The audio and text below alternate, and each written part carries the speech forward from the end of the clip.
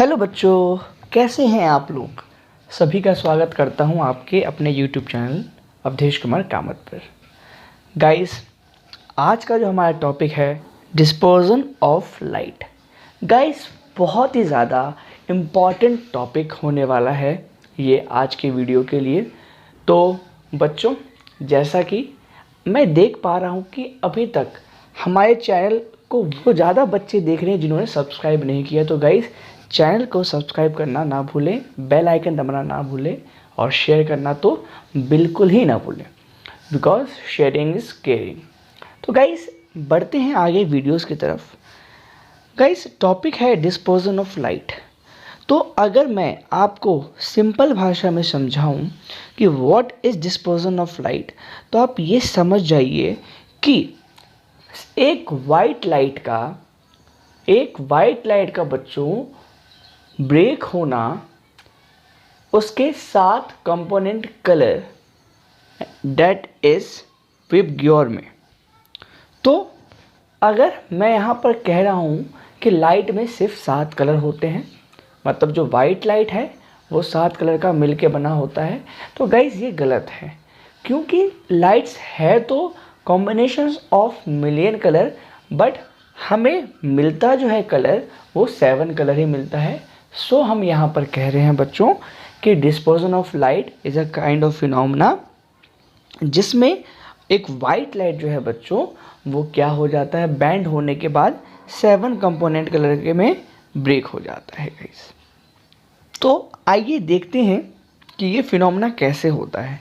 But उस phenomena से पहले मैं आपको एक बेसिक चीज़ बताने वाला हूँ थ्रू दिस डायग्राम। गाइस, जैसा कि आप देख पा रहे हैं कि हमारे पास रेड, ग्रीन, ब्लू ये 3 कलर मैंने लिया है और एक लैंप लिया है जो कि बच्चों एक वाइट लाइट एमिट कर रहा है। अब ये जो हमारे पास जो ये लाइट है, लैंप है, वो वैसे ही नॉर्मल लैंप है जो अपने घर में यूज़ करते हैं।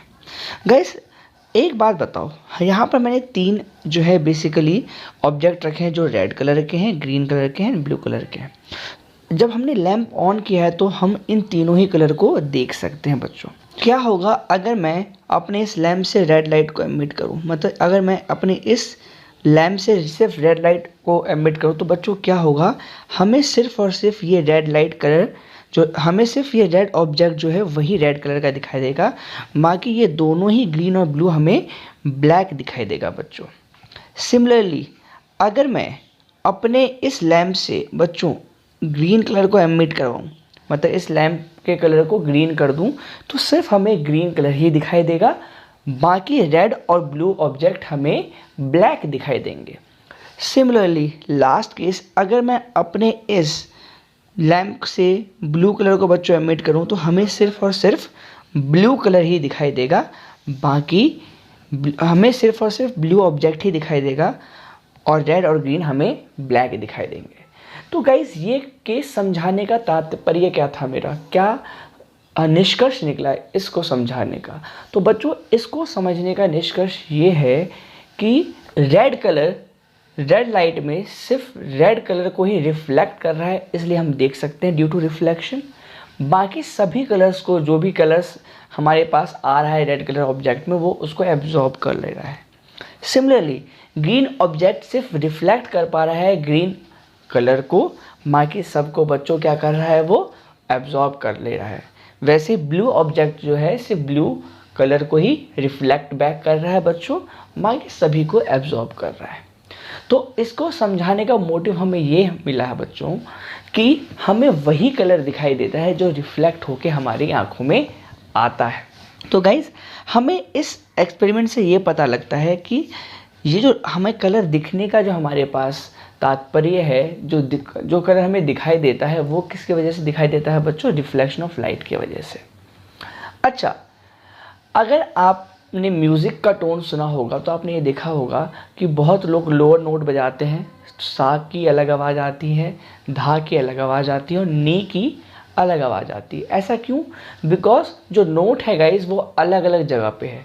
वैसे ही जो हमें लाइट के कलर अलग अलग क्यों दिखाई देते हैं बच्चों, वो डिपेंड करता है लाइट की फ्रीक्वेंसी पे बच्चों, लाइट की फ्रीक्वेंसी। अब ये फ्रीक्वेंसी आप अगर नहीं समझ सकते तो आप वैसे समझ जाइए कि लाइट की फ्रीक्वेंसी वैसे ही होती है जैसे म्यूज़िक के नोट्स सा रे गा मा पा धा नी सा है। तो जैसे हमारे पास 7 सुर हैं, वैसे ही मान लीजिए अगर मैं 7 कलर लेता हूँ तो उन 7 कलर की भी अलग अलग लाइटनिंग या अलग अलग कलर के वो लाइट्स होते हैं जैसे कि म्यूज़िक के नोट्स के। ये मैं सिर्फ समझाने के लिए बता रहा हूँ, आपको ये मानना नहीं है बच्चों कि ये वैसा ही होता है। आगे बढ़ते हैं गाइस कि what do you mean by dispersion exactly. तो dispersion is what? Dispersion is the splitting of white light into 7 components color and वो components color का क्या होंगे हमारे पास? विबग्योर। क्या होंगे गाइस? विबग्योर। अगर मैं आपको बताऊं विबग्योर तो विव वॉयलेट, आई से इंडिगो, बी से ब्लू, जी से ग्रीन, वाई से येलो, ओ से ऑरेंज और आर से बच्चों रेड। ठीक है गाइस, तो ये विबग्योर इज़ व्हाट? ये हमारे पास एक बैंड बनाता है जिसको हम क्या कहते हैं बच्चों? स्पेक्ट्रम। क्या कहते हैं बच्चों? स्पेक्ट्रम। एंड स्पेक्ट्रम में हमारे पास 7 कंपोनेंट कलर होते हैं जो वाइट लाइट से निकलता है और इसी प्रोसेस को बच्चों हम क्या कहते हैं? डिस्पर्जन।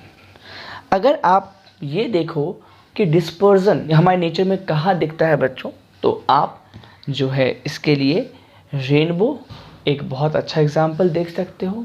जो डिस्क को टिल्ट करने के बाद जो हमें सीडी में कलर दिखाई देता है वो भी एक बहुत अच्छा एग्जाम्पल है। बट नेचुरली ये हमें कहाँ दिखाई देता है बेटा? Dispersion at the time of rainbow. तो गाइस यहाँ पर हमने सारी बातें समझी और ये भी समझ लिया कि भाई हमें अलग अलग कलर क्यों दिखाई देते हैं, उनकी फ्रिक्वेंसी की वजह से।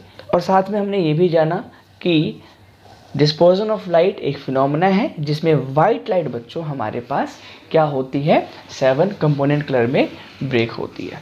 तो गाइज ये जो डिस्पर्जन ऑफ लाइट होने का प्रोसेस है वो कैसे होता है, आइए जानते हैं।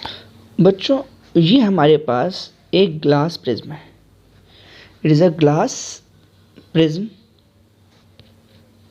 तो गाइज मैंने क्या करना है, पहले यहाँ पर एक सिर्फ रेड कलर की लाइट दे जानी है।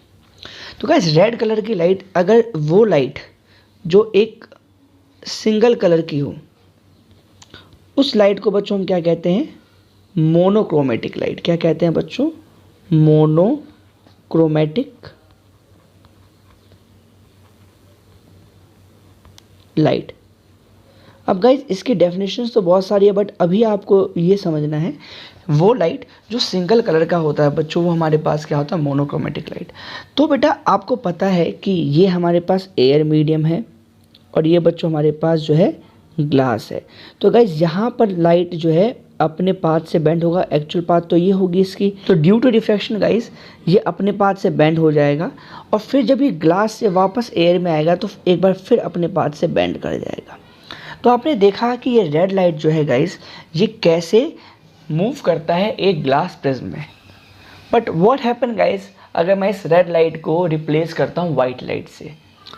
तो आइए देखते हैं गाइज, अगर मैं इस ग्लास प्रिज्म में से एक वाइट लाइट पास करता हूँ लाइक, तो गाइज अगर मैंने इसको एक वाइट लाइट मान लिया, मान लो सनलाइट है, तो गाइज अब क्योंकि वाइट लाइट है ये, क्योंकि ये वाइट लाइट है बच्चों, तो अब ये पॉली कलर्स को अपने अंदर जो है वो कंसिस्ट करता है। और अगर मैंने अभी जस्ट आपको बताया डिस्पर्जन ऑफ लाइट में कि भाई वाइट लाइट तो किसको कंसिस्ट करता है? 7 कंपोनेंट्स कलर को, जिसको हम विबग्योर कहते हैं। तो अब यहाँ पर बच्चों ये अपने जो है एयर से ग्लास में गया है तो अपने आप को रिफ्रैक्ट करेगा और यहाँ पर बेंड होके गाइज ये जो है अपने 7 कलर में जो है गाइज वो ब्रेक हो जाएगा।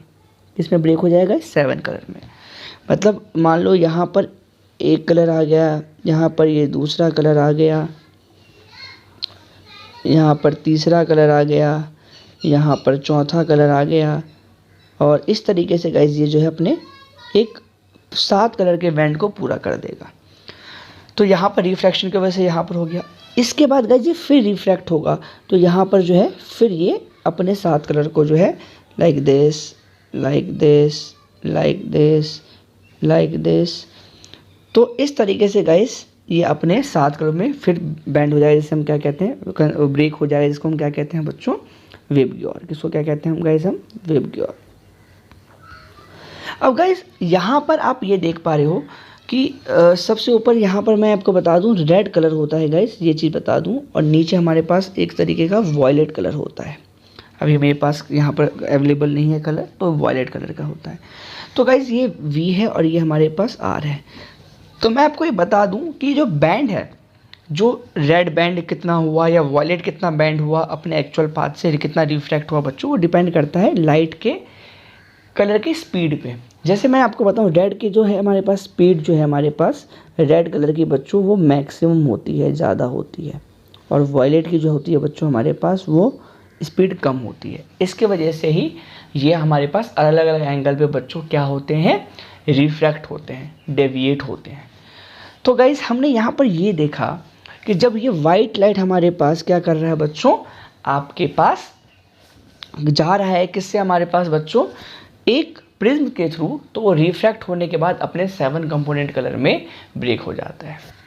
गाइस न्यूटन ने अपना डबल प्रिज्म एक्सपेरिमेंट किया जो आपको स्क्रीन पर दिखाई दे रहा है, जिसमें आप देख पा रहे हो कि जब एक वाइट लाइट पास हो रहा है प्रिज्म से गाइस, पहले प्रिज्म से, तो वो 7 कंपोनेंट कलर से ब्रेक हो रहा है, और जब हम दूसरे प्रिज्म को उल्टा इन्वर्टेड रखें तो वो 7 कंपोनेंट कलर जब आ रहे हैं प्रिज्म में, तो वो वापस आके बेटा वो वाइट लाइट में हमारे पास रिफ्रैक्ट हो जा रहा है। तो यहाँ से हमें ये पता लगता है कि वाइट लाइट गाइस जो है हमारे पास आपको 7 components colour that is VIBGYOR को कंसिस्ट करता है, एंड इस बैंड को, जिस विबग्योर के बैंड को बच्चों हम क्या कहते हैं, स्पेक्ट्रम कहते हैं। तो गाइज ये था डबल प्रिज्म एक्सपेरिमेंट।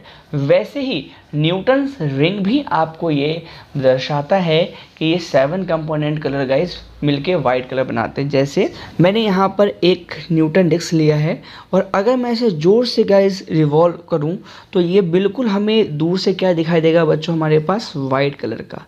तो मतलब इससे हमें ये पता लग गया कि these 7 कलर्स को अगर हम मिक्स करें, कंसिस्ट करें, तो बेटा एक वाइट कलर बनाता है। या हम ये भी कह सकते हैं कि वाइट कलर जो है बच्चों वो कंसिस्ट करता है 7 कंपोनेंट कलर को। तो बच्चों आज की ये वीडियो थी डिस्पोजन ऑफ लाइट के बारे में, और आई होप आपको बहुत अच्छे से समझ में आया होगा कि what is the dispersion of light. तो मिलते हैं बच्चों अगले वीडियो में एक नए टॉपिक के साथ लाइट ही चैप्टर के। तब तक के लिए कीप लर्निंग, और चैनल को सब्सक्राइब करना बिल्कुल ना भूलें, लाइक बटन दबाना बिल्कुल ना भूलें, और आशा करता हूँ आप घर पे रहें, सेफ रहें। Bye bye.